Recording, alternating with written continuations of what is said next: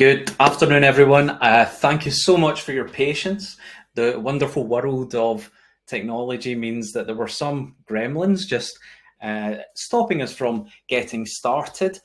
So it's just myself at the moment. Still delighted to be here. Hopefully our guest, Cornelius from Secon, will be able to join us very shortly once the gremlins are removed from his HDMI cables or wherever the gremlins are existing. But thank you so much for joining us. My name's Billy McDermott. I'm the Senior Director of Sales Engineering here at Red Sift. It's great to be talking to you. And today I'm going to discuss navigating PCI DSS compliance with Secon and with Red Sift. So I will do my best to cover off the wonderful content that Cornelius was going to cover, but we'll be sure to do another recap session of his amazing content. But what are we going to talk about today on the session? Look, we're going to try and make PCI DSS a little bit more interesting, a little bit more exciting. It is vital. It's essential for businesses that are storing and utilizing customer payment information in any way. And there are significant changes that have actually come into PCI DSS with PCI DSS 4.0, which is going to be enforced from March 2025.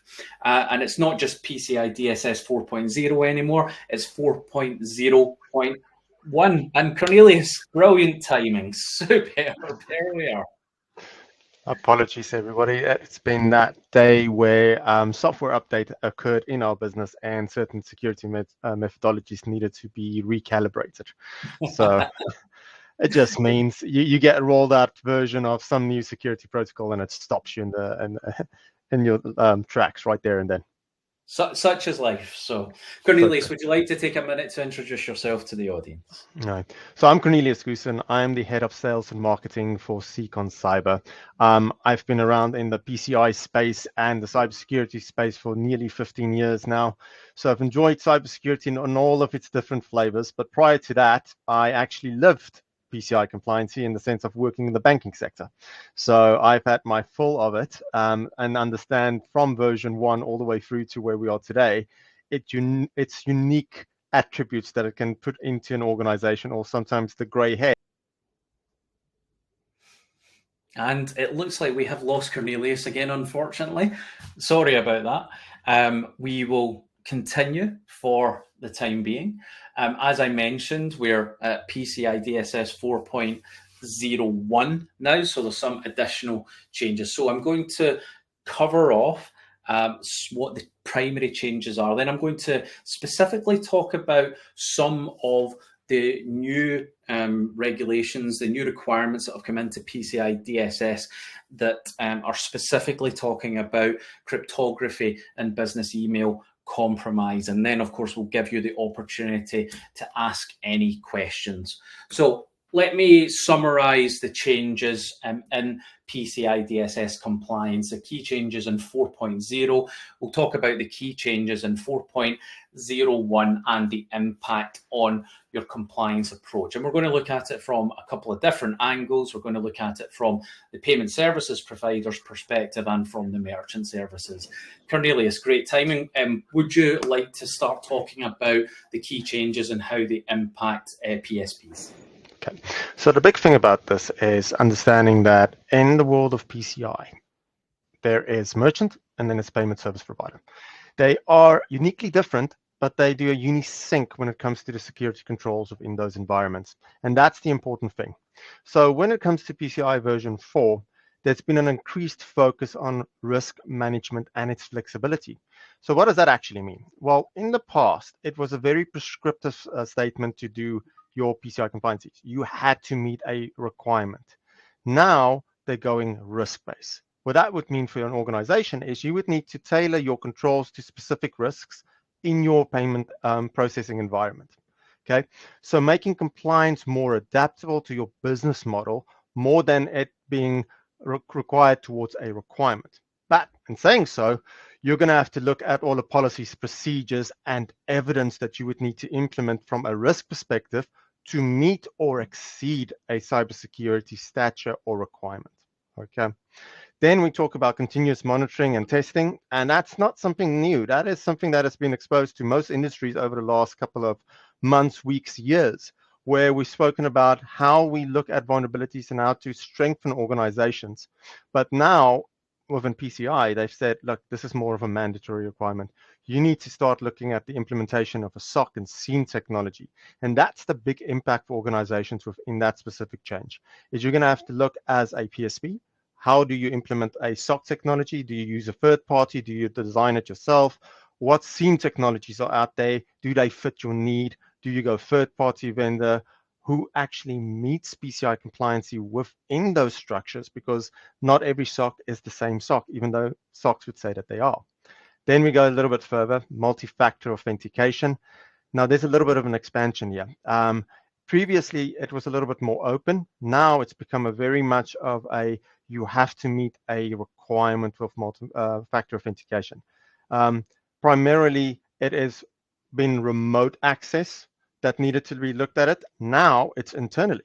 So anybody that touches cardholder environment data, any card information, anything PAN related, will need to be given multi-factor level authentication.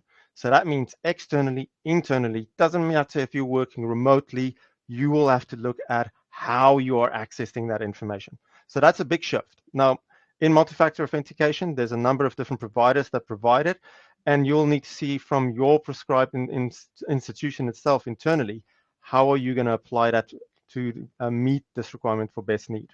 Okay. Now, directly after that one, we talk about stronger password policies. So that just means that we went from the likes of an initial 16-bit, now it's over 255, 256 and higher. So making sure that your password policies, those encryptions methodologies that you use, the systems, the processes, whether or not it's an automated password management tool that you're utilizing, that it meets the bare minimum security standard when it comes to PCI. Okay. Now, as we progress in this, you'll also now realize that we talk about encryption. We've lightly touched on what encryption is. Now, encryption goes a little bit deeper as to where we store card information and how it's encrypted. What is that security key that is in that environment?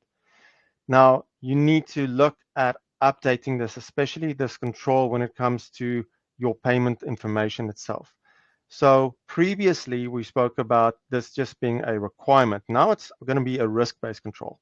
So you need to see whether or not your level of risk within where this information is stored, how it is stored, and what has been applied to it, meaning that encryption actually meets that bare minimum. Okay. So we're going to a little bit of a deeper cycle in what is security when it comes to the PAN. Then we talk about incident response. Now, previously, we always spoke about incident response. You needed to know what to do when things go wrong, who to actually contact. But now it goes into an expanded requirement within the institution itself where testing plans need to be implemented. So you need to test those controls. You need to do what they call red teaming and blue teaming, or the new flavor of the day, which is purple teaming, a combination of the two, where we look at internal control measures and testing them by a third party and making sure that they meet the requirement themselves and that your risk aptitude increases with every test. The latter part of that sentence means you can't use the same old test over and over again. You need to adapt to the new changes that are happening in the market, the new vectors of threat, and essentially making sure that you can protect against those. Okay. And this is the area, isn't it? We were discussing it, Cornelius, where it's starting to get closer and closer to other frameworks and other regulations. So whether it's frameworks that ISO or NIST that people are working towards, or whether they've got other compliance actual mandates like HIPAA that they need to work to. This is where it's getting closer and closer and closer to that. Very much so. The big thing that you're looking at difference here is within your NIST or NIS requirements and even your ISO requirements, you sort of get an annual assessment. And in that annual assessment, you need to have a prescribed level. So you get a point regime towards an ideal point, which might be 5. and you'll only reach 2.3 out of that 5, and then next year you can try to do better. Within PCI, it is a certification. Now that means you actually have to meet that base requirement, this best practice that we talk about is PCI, so that you can say that I'm meeting the base requirement, but my security needs are higher than that, so that I qualify and exceed what is necessary. Now, as you look at this, this actually leaps greatly into the next one, which is more of the approach of security controls. This is not something that we greatly put into play, but basically what it comes into, it's an emphasis on your vendor management, the process that you had previously, and also the time of implementation. Now, this is a mixed match of the last 2 points, because what we talk about there is, do we actually know who our third parties are? Do we know who's managing our card information, our security, our cloud database? Who's actually going to be that company that's going to come in when things go wrong to look and help us out? And a lot of organizations, when we started asking these control questions, were saying, we don't know. And that due diligence process, you'll start seeing flowing into all of those previous assessments, requirements, and all of that we have mentioned. Okay. So shadow IT doesn't just extend to the assets that you own that you don't know about, because most organizations are in that situation where we've lost Cornelius again, but we'll wait for him to come back. Most organizations will know that there are assets that they don't know about, but also there's third-party assets that they don't know about as well. Very true. Very true. Cornelius back. So Cornelius, what about from the merchant perspective? Well, this is the interesting thing. All of the controls that we've just discussed is pretty much in play within the merchant, but it's a different flavor. Because within the merchant environment itself, you'll see they speak about the same thing. It's a risk-based approach from the fact that it used to be a very much indoctrinated measure of a requirement. Now, a merchant will have the ability to do the risk-based approach, but the onus, the effort that goes into that amount of work is what comes into play. Larger organizations have compliance officers, but smaller merchants, your mom and pop shop on the corner, might not. So they might be more dependent on third-party people helping them out. Once they've done that, they'll also need to assess whether or not those third parties have looked at it from a risk or requirement perspective, once again, to meet that base measurement. Okay. The next one, we talk about multi-factor authentication again. It's still there. Okay. You will need to meet it. You will need to exceed it. And then the enhanced encryption standards, same thing. How am I moving information from a state of payment to a state of rest? Where am I storing it? How am I doing it? Am I the merchant that has all of these transactions lying on a database somewhere in my environment, which by now you shouldn't have, but are you? How are you protecting it? Who's got access to it? How does it work for a refund cycle? So what information can I access to initiate a refund? And then accidental pollution. What do I do when somebody sends me an email and I receive it? And how do I delete that information from my environment? Now, all of that comes down to how I accessed it, what multi-factor authentication was around it. Does my email have additional security layers? And I know Billy's going to talk about some additional security layers a little bit later in that environment. But all of these tiers comes back to the similar nature of what we had in the PSP, but it also then transcends onto those that are in the active environments that don't necessarily have those budgets. Now, in saying that, we know level 1 and level 2 merchants are the big boys out there. They can do multinational orientated, large volume transactions on a daily basis, and they've got the budget. Your tier 3 is your typical e-commerce merchant. They have less of a budget, but they also might have a large volume of transaction that goes through there, and they might be one of those big boys, but depends on how their volumes and work.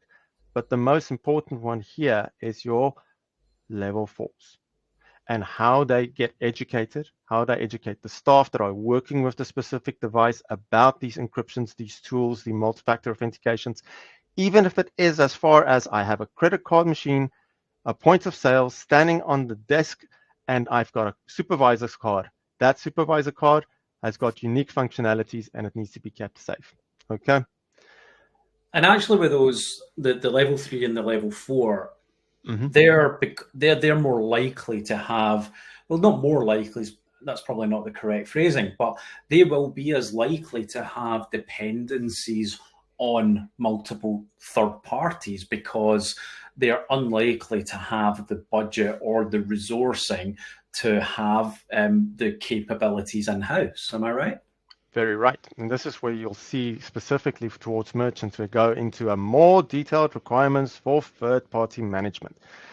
Once again, either you have tools that manage it or you're very diligent in how you sign up, making sure that an organization like your financial institution, your acquiring bank has a recommended list of providers that you can use to do these transactions, making sure that they are kept onto a adhered level of compliance, meaning do they meet their own PCI DSS compliance? Because remember, if they fall off of their PCI DSS compliance, they're essentially putting yourself at risk as somebody utilizing them. So constant monitoring of your third parties is a big requirement stepping in at this point in time. Absolutely. Okay. And like you said, some of the other controls are very, very similar, just in a different scale. And do you think, where does, how do these merchants, how do they then deal with that? How do they, particularly at the smaller scale, they still need to do this. They still need to, look at an incident response plan. Now, if you're a mom and pop shop, right? What do you need to do? What's the best way for you to make sure, for example, that you've got the correct incident response process in place to meet these requirements? So now this is the interesting part. Within the frameworks, we've got what we call self-assessment questionnaires. And in the past, a merchant level 4 was not necessarily needing to do PCI compliance because they couldn't necessarily do it because it was too stringent and all that.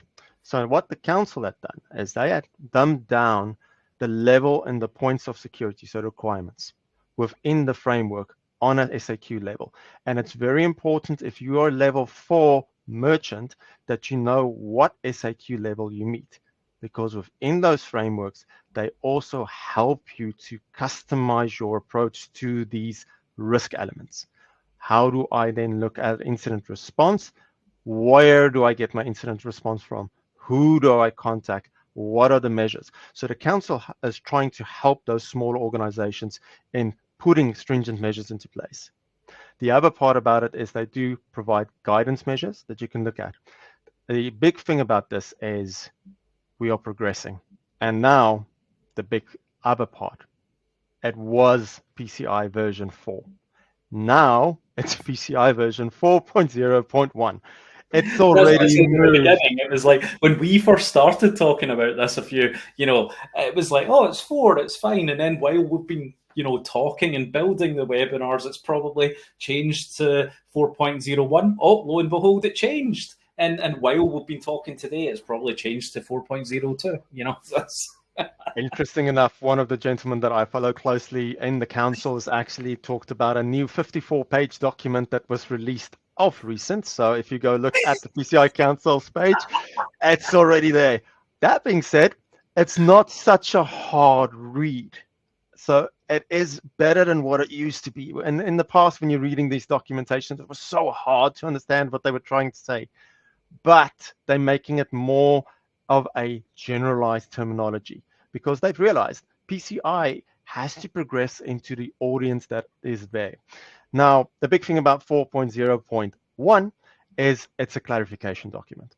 So this is the big hoo-ha situation that we get out of it. They talk about more of the intents within each one of the requirements. So clarification on terminology itself, the first point that you'll see there, meaning the language that is used specifically pertaining to multi-factor authentication and how to do it. So go read into that if you've already started your process towards PCI compliancy and make sure that you meet those. The same with the testing procedures. They're going to talk more about how you do your vulnerability management, your scanning, your penetration testing, and a very big one that comes up a lot in our world, in the vendor space, firewall configuration, meaning how do I test it? How do I actually align it? And what rules need to be in place to let a transaction traverse a certain firewall? The big thing about that back end then is we talk also about the clarification on the customized approach. Okay, what is needing to be put in place, because it's not just a willy-nilly. You are going to need specific requirements. You're going to have to meet those requirements. You're going to have to prove above the base point that you are actually achieving them. But the reason why I brought in such a risk-based approach was there were a number of organizations with interesting merchant technologies that couldn't meet the PCI Council's requirements because of how they worked. Now what they're saying is you can still utilize those systems, but from a risk-based approach, you need to be above score, above the best practices in order to do that. And then, like we said, this is predominantly a clarification document. They talk about the phased implementation, the timelines, what is necessary, when it's necessary, all of that. Now, 2025 is around the corner, and March 2025 is even sooner. What we'd also say for everybody on this actual webinar itself is go check your timelines and where you need to meet them. And also, if you're struggling to meet set requirements, make sure you talk to your QSA or informed party, somebody like Secon, that can help you out to check how you can meet it, exceed it, or sometimes provide a rhyme and reason for not achieving your compliance on a date. But it needs to be signed off by a QSA and then accepted by the PCI Council. Very big part. Okay. And that's the thing. This isn't, these changes are being done for the right reason. They are, and we'll come on to some of the specifics in a second about that.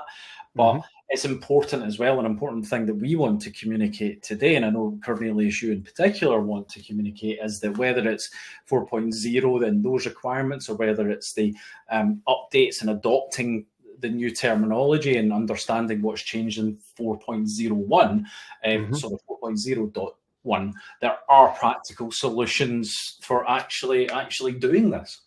Oh, very much so.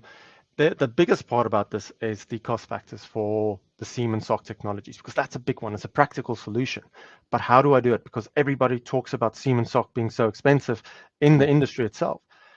The thing is, check your needs, check your requirements, and see which organizations can give you the best alleviation to said problem. And when I say alleviation, I mean there are organizations out there that focuses on the micro organization that says I can tier between a 1 to 50 people organization and give them the best possible price, instead of trying to have these big, very expensive SOC technologies that you can't necessarily get into.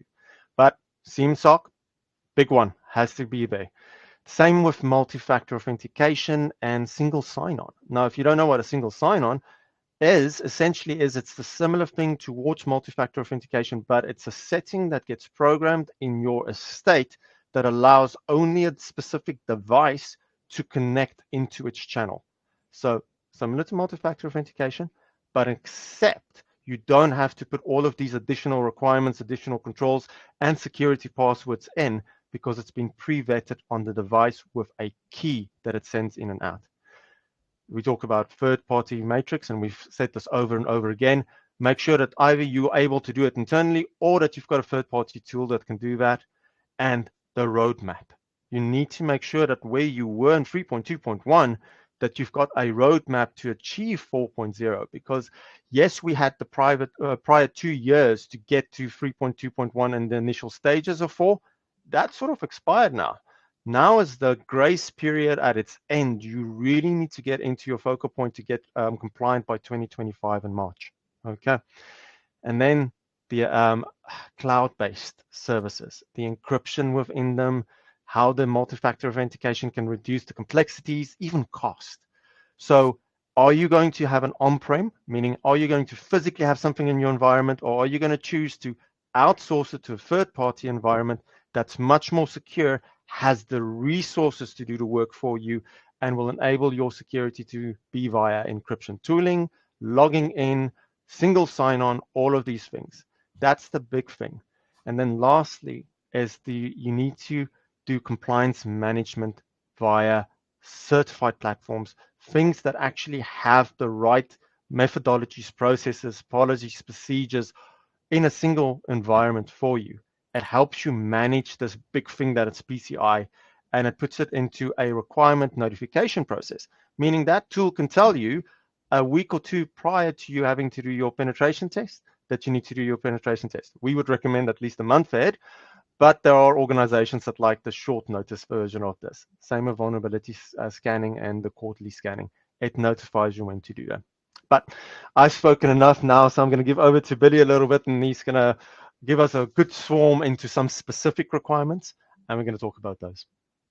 And it's continuing, the theme where this is practical and this isn't intimidating. This is how both Red Sift and how Secon are able to help you to achieve and then maintain compliance. And there's three specific requirements that have come into play as part of PCI 4.0. They have been in play for some time, but will be enforced from March 2025 that I want to focus on today for those larger merchants, for those that are processing the high volumes of payments, as we were talking about. The three in particular are one in particular is very new, and the other two are almost expansion and refinement of existing requirements around cryptography. But first of all, the one that is very new, requirement 5.4.1, procedures and automated systems need to be established to identify and safeguard staff from phishing attacks. Okay, so your staff who are receiving emails on a day-to-day basis from customers, from third parties, need to be protected against clever phishing attacks, whether that's technical phishing attacks, whether that's through social engineering. You have now got a requirement under PCI DSS 4 to protect the individuals against those types of attacks, no matter how basic or how sophisticated they are. And then, as I mentioned, more specifically related to encryption, requirement 4.21 and 4.2.1.1. I don't think I've ever said point as much in my life as I have today, but there we go. So requirement 4.2.1, certificates used to safeguard PAN, okay, during transmission over your public open networks, the internet, are confirmed as valid and are not expired and are not revoked. Okay, so your TLS certificates, okay, have to be trusted. That's what that comes down to. They have to be in use and accepted. And then requirement 4.2.1.1, you must maintain an inventory of your keys and the certificates that are used to protect PAN during transmission. Okay, so two new requirements. The second one's more of an expansion, okay, rather than being a completely brand new requirement. But these are about taking further steps so that you can continuously protect your customers' payment information. And it might feel like, when I was prepping for this webinar, Cornelius, I was starting to think, God, people must be exhausted by all of these different changes because they're doing such a good job in their organizations of not just ticking the box, right? Not just adhering to PCI DSS because it's something that they need to do, but doing it for the right reasons to genuinely protect their customers' data, you know. And sorry, there's going to be some geek references because it's me, and people who have been on my webinars before know that I normally drop in either something related to sci-fi, comics, or cats. But you know, you might feel exhausted, but there's no need to feel exhausted because there is plenty of support and there's plenty of help to get there. Now, the reasons why these new requirements have actually come into face, you know, come into effect are fairly simple, and really it comes down to that defence now is no longer enough. And I think that's something that the council and the experts, Cornelius, that are coming up with the new regulations recognise that actually, you know, just defending against attacks isn't sufficient because of how sophisticated the attackers actually need to be.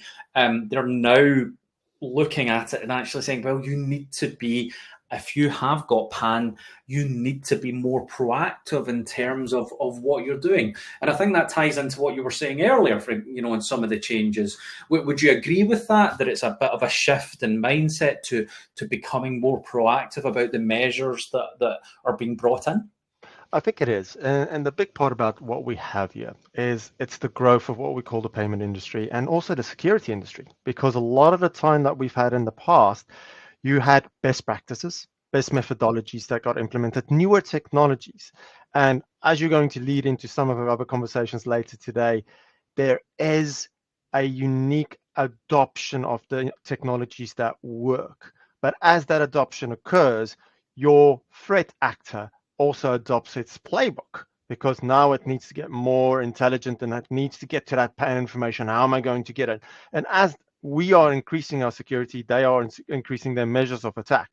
So be it a specific type of email that goes through, insider threat attacks, the way that they connect to APIs on the back end, all of these sort of things. They are testing more technologies than what we can update at this point in time. And remember, we've got a set budget to follow according to risk and industry and trade. And we also have to make some sort of profit at the end of the day. Whereas their vertical, it's slightly different. Their motivator is to get to the money, and they will spend large volumes of money to get to one unique version of it, because that one unique version will work across a lot of sectors. And it's how they answer it. So they've got a bigger budget than we do, if you want to look at it that way. Yeah, and the way I think about those guys is that, they're, if we look at it from the business email compromise perspective, they're like the shapeshifters, like the changelings from Star Trek Deep Space Nine. They're wanting to try and impersonate, people who can convince staff that they are who they say they are, and that can be through, that can be people that they trust, so people that they know internally, where they're impersonating chief execs of organizations, chief financial officers of organizations, but they could be impersonating the supply chain, they could be impersonating third parties, or they could be impersonating customers. And this is what the primary driver here is: to protect staff against business email compromise. It is to prevent and protect them against impersonation and brand abuse. Okay, and that's what that is really about. Okay. Similarly, you've got from Ghostbusters, you've got the Keymaster there. Same thing. You've got people who understand the weaknesses in the PKI ecosystem. Okay, they understand that an expired certificate is no longer trusted and may have weaknesses. They understand that if there is a certificate that's in place that's using encryption that's unsafe, then man-in-the-middle attacks are possible. So there are actors out there who have got unlimited time, unlimited budget, and creativity to do it. Now, we know the security teams that we work with and the compliance teams are also really, really creative. But it's almost like, you're constantly battling up. It's the heroes are working to fight against the shapeshifters or fighting against the keymasters.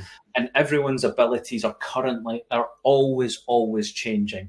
They're always improving, and it is difficult. It's hard to keep up. The focus, there's a few reasons why the focus is happening on certificates and encryption, first of all. And PCI DSS and the council, sometimes it's quite hard to get specifics from them, but there's kind of 4 key areas. We've already touched on one of them, which is frameworks and guidelines and alignment with NIST and ISO and HIPAA. Basically, it's to keep up with leading frameworks and guidelines and compliance. They are already emphasizing the importance of proper certificate management and asset inventory to avoid vulnerabilities. But Cornelius, you made a really good point about actually IT is becoming more complicated and the attack surface is increasing. That's another reason why they've brought it in. Oh, yeah. As the attack surface increases, and we see it with our customers, we're finding all their assets for them. Sometimes the growth is fairly exponential. It's continuously going up and up. The bigger the attack surface, the more points of failure and points of exploitation there actually are. Okay, and the more likely it is that, for example, a certificate is going to be missed. Certificates themselves, the bad guys, the key masters in this example, they are finding more vulnerabilities in certificates as well. They are finding more weak points that could actually be exploited, and they're getting better at identifying, in our case, merchants, for example, who have got these vulnerabilities. And this is really common. It's actually, we see it. Customers come to us because they don't have control over their certificates. They don't know what certificates are expired in their estate. They don't know which are misconfigured. They just struggle to get their arms around the problem because of that attack surface. So, but the bad guys are good at finding that and identifying that because they've got all the time in the world to do it. And there have also been significant incidents over the year, where certificates have expired, where certificates are being used, untrusted certificates are being used and are being exploited. One key point in this, remember that adhering to PCI DSS and working towards it isn't just about avoiding risk; it's about maintaining uptime as well. Yeah. And if you don't have valid certificates in place, you're going to have downtime. But there's a duality in that, and that's the fact that those certificates need to be tested. And a lot of the times, it's not just what we call zero-day vulnerabilities that are occurring. It's the mismanagement of certificates, not appropriately installing them, all of these things. And the back end that we had with COVID shows how many organizations had to expand their environments to just stay online. And that's people working from home. And now we're finding new measures to pull that back, be it not working in the office, but having technologies installed in your environment itself that can asset manage some additional factors. And these threats as well, they're not just happening to small businesses that have all of a sudden expanded like that. There have been recent, Microsoft has had recent downtime because of expired certificates in the past couple of months. There have been so many high-profile examples over the years, both in the private sector and the public sector. So it is an ongoing issue. Similarly, when it comes to business email compromise, why is there a focus on that? I've already spoken about employees and the need to defend employees. Employees, through no fault of their own, remain a soft target. Often it's because there is a lack of training, or the training that's provided isn't effective, but also the bad guys are clever. It's not, like I said, it's not just technical weaknesses that they're taking advantage of. Social engineering is really clever. The way that people are starting to get information, it's just continuously becoming more sophisticated. It's a critical business issue. In 2023, according to APWG, was a record year for phishing attacks. Okay, it's a continuing problem. Email will never go away. We rely on it transactionally, and it is always going to be a target. People are always going to try and gain unauthorized access. And often email is the target because it's an easy thing to get access to. Okay, it's an easy an easy critical part of a customer's infrastructure for people to get access to. And because it's so critical, it's often got lots of information in it that's important. So the breaches start with phishing attacks because the chances are, if a bad guy can get into your email, they're going to find information that's important. I'm conscious of time, so we've got about 11 minutes left. Please, guys, keep some questions coming in if you've got anything. Just for the last couple of minutes, just before we move into Q&A, I just want to talk about how Red Sift helps to meet those new requirements that I spoke about. So the two requirements regarding certificates: A, ensuring that your certificates are valid and haven't expired and are installed correctly. And the second one, continuously building your inventory. Within a matter of minutes, Red Sift certificates will do this for you. You provide the application with just some information about your estate, just your domains. That's it. And then, using our proprietary methodology, we will find in real time all of the certificates that belong to you. Now, you can also manage the certificates that we find to put them into buckets, the ones that fall into scope of PCI DSS, i.e. are actually protecting PAN, and those are not. But obviously, we recommend that if you're doing this for the parts of your estate that are covering PAN and or are within scope of PCI DSS, that you should be doing it for everything. Okay, so that happens automatically. No time is actually required from your security team or from analysts to do this, other than talking to our team, logging in, and adding your domains to get started. Okay, an important part that we talk about as well with validity and with trust in the certificate ecosystem, you need to make sure that the certificates are currently valid and are expected to remain valid. So we surface important information about the certificates. Which certificate authorities are you using? How long are the certificates actually valid for? What's the validation type and the encryption and the algorithms that are actually being used in the certificates? So we just don't find a certificate. We show you all the information that you need to know about the estate automatically so that you can take action. Expiration, making sure that certificates are valid. Red Sift certificates will automatically send you notifications to tell you about a certificate that's still in use and has not yet been replaced yet, so that before it happens, you can make sure that that certificate is replaced. And that's really important. Cornelius, you mentioned third parties. We've spoken about that quite considerably. It's really difficult without a tool like Red Sift certificates. It's really difficult to have visibility of what your third parties are doing. What certificates are they actually using? And we do that for you because we monitor your entire estate, not just the assets that you own, but the assets that are being used by the third parties that you actually depend on.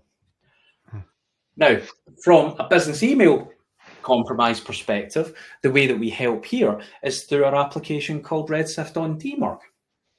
Okay, Red Sift on DMARC allows you to easily automate the deployment of DMARC, SPF, DKIM, MTSTS across your estate.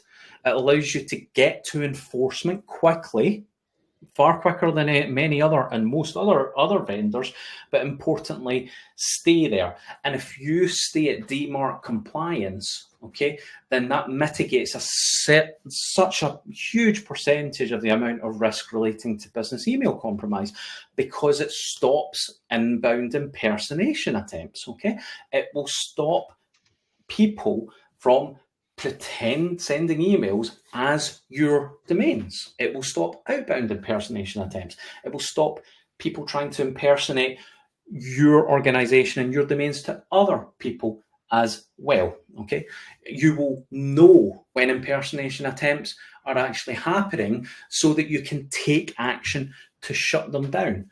And again, this is continuous. This is automated. We have a superb customer success team who help our customers get to compliance. And importantly, as I said, stay there as well. Okay, so automation here, because Cornelius, like you said, we've only got limited budgets to do this stuff, right? And that applies to not just the tooling that we buy, but also the people that we use to do it. No, definitely it does. And a lot of people don't realize that even within DMARC, just the requirements that we touched on, it goes deeper because there's other requirements, even within PCI, that essentially, like I can tell you within 6.6, you talk about secure web application and APIs. That's where DMARC space requires. There's 12.10, that's the implement of your incident response plan, and DMARC helps with that incident response plan. And you go further to vulnerability management, 6.1, there's 3.2, there's 5, and all of its versions of malware protection. And DMARC is a key part of all of that because it allows you to get visibility of what's going on in the environment. But it's so hard because not a lot of people understand, and I've put a few pointers in the chat of what DMARC actually is and how it fits within that mailing infrastructure. So we talk about how those emails are enacted, how they work, where the certificates lie. Basically, when an email comes in, how do I prove that email belongs to where it's supposed to be? When I'm sending an email out, how do I prove to the sender that it's actually a valid email? Very short base, very high level, but that's in essence where we're going. And the other side, and we could talk all day about this, about the existing requirements that are there and how Red Sift helps, because we also have some other tooling that helps. So we do surface, there's requirements around testing, there's requirements around identifying all of the technologies that are in use within your estate. We have a tool called Attack Surface Management, ASM, that helps you to continuously identify that as well. Okay, we are running out of time.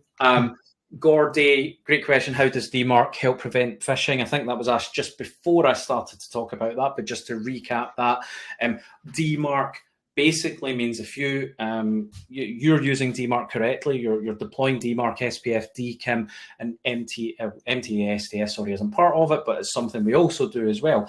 It stops impersonation attempts. That is simply what it is. It stops the bad guys from sending emails from your domains, but importantly, tells you and gives you information if attacks are actually happening so that you can stop them from happening in their tracks. We are, with Red Sift, we've been doing this for a long time. We're hugely trusted. We work with the biggest organizations in the world. We work with the smallest organizations in the world. You can see here we've got the biggest brand names, Cisco, Holland & Barrett, Capgemini. They all trust us with their compliance, not only with PCI DSS, but with other frameworks and other regulations as well. So if we can help, please do get in touch. I'm just seeing if there's any other questions at the moment. There's nothing right now. So Gordy, thank you for that. But if there's anything else, just do let us know. For the last minute, Cornelius, DORA regulations. Do you want to just give us a very quick 1 minute overview of what's happening? So DORA is basically a very interesting word, not DORA the Explorer. It stands for the Digital Operation Resilience Act, which is basically coming out from the European Union. So yes, the UK necessarily is not part of the European Union anymore. However, our financial streams and how we work with securing information and transactions via PAN and relations to other organizations through multinational borders, it has an effect. So it is much more of a secure, cybersecurity robust framework that they're going to put into play. But as we go into the main points of this, you will see that it actually speaks to everything that we have spoken about earlier today. It talks about your current resilience towards the environments. It talks about updating your incident response and making sure that it is kept up to date within the environment and proven so. And then it talks about third-party resilience and relationships. Once again, main points that we've brought out about everything else. And the other part is plan for compliance. Now, what the latter part is if you're doing certain compliances already, PCI, for example, NIST, ISO, bring this in because they are overlapping standards. They meet each other, and sometimes, we've spoken about this, Billy, they bump heads.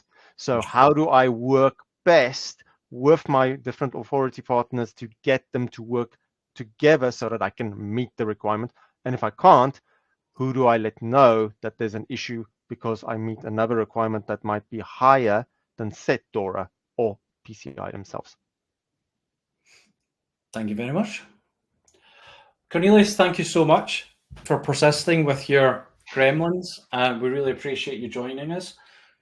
For those that were able to attend, thank you for coming along. We really, really appreciate it. We'll be sending out a recording afterwards as well, and we'll also send it to any of your colleagues who weren't able to attend as well. Do get in touch. I think we've got plenty there for a follow-up session, so we'll think about next steps and think about what to do and when we can do that. But if there's any particular topic here you'd like us to cover in the next session, do drop either myself or Cornelius a note. You can get us on email and, of course, on LinkedIn as well. Okay. Thank you very much for your time, everyone. Thanks again, Cornelius. Thank you, and see you all soon. Cheers.